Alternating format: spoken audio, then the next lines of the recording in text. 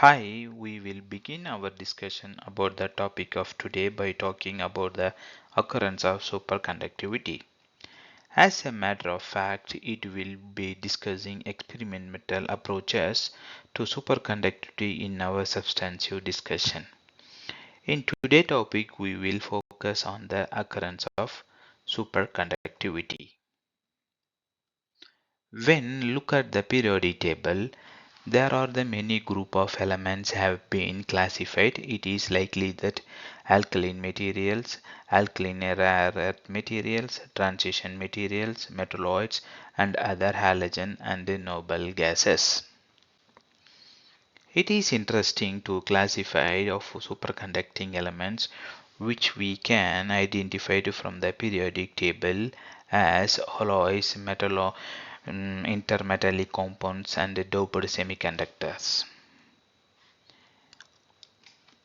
In general, it has been confirmed that the temperature of which a transition occurs currently ranges from 90 Kelvin from the compound of yttrium, barium, copper oxide to below 0.001 Kelvin of the element rhodium.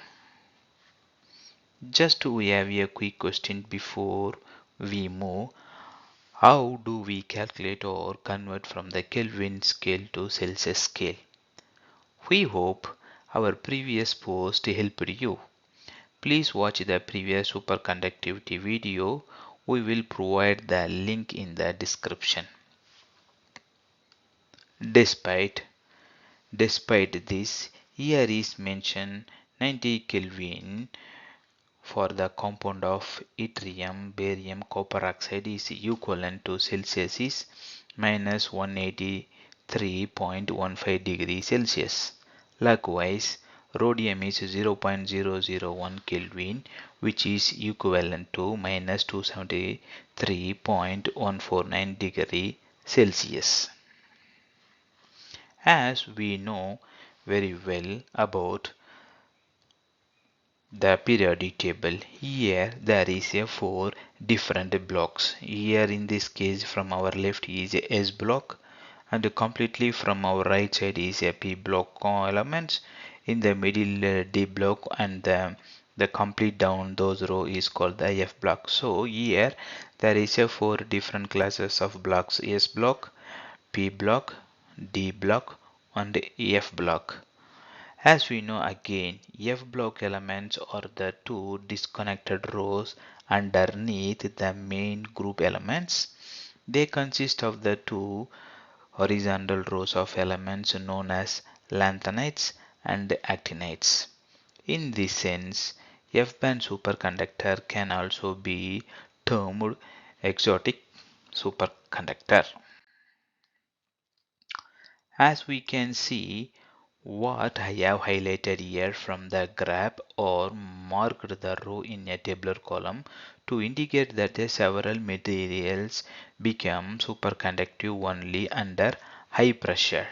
So for example, here there is 6 to 7 rows. I have highlighted those teal color. It will be referring particular materials transition temperature. The value is based on transition temperature in Kelvin.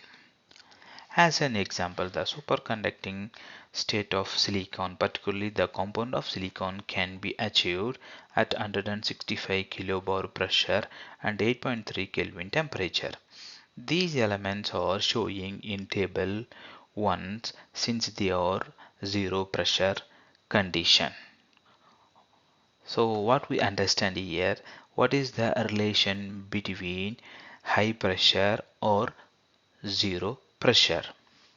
Again, our question is this: will all non-magnetic metallic elements become superconductor at a low temperature?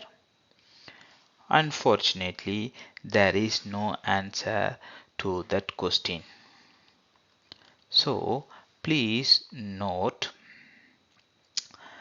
impurities that are not magnetic do not significantly affect the transition temperature. Nevertheless, below in table 2, listening some interesting superconducting compounds and their transition temperatures. See, as we can see in the reference table 2, here 2 to 10 classified materials have been demonstrated with the selective compounds as well.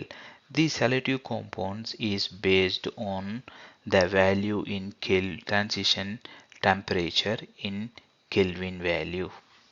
Furthermore, there are the several organic components also which have a superconducting at a relatively low temperatures, which are applicable in recent applications in addition to the periodic elements. We must conclude that the definite way to understand the phenomena is to look at any trace elements of the foreign paramagnetic elements into the specimens, which can significantly lower the transition temperature in the search for superconductors with extremely at low temperatures or low transition temperatures, referred to as occurrence of superconductivity. It is my hope that we were able to gain a good understanding of the today's topic after our discussion today. However, please repeat to watch once more, share it and subscribe to my channel. Your comments and feedback will be helpful to me in improving our next video.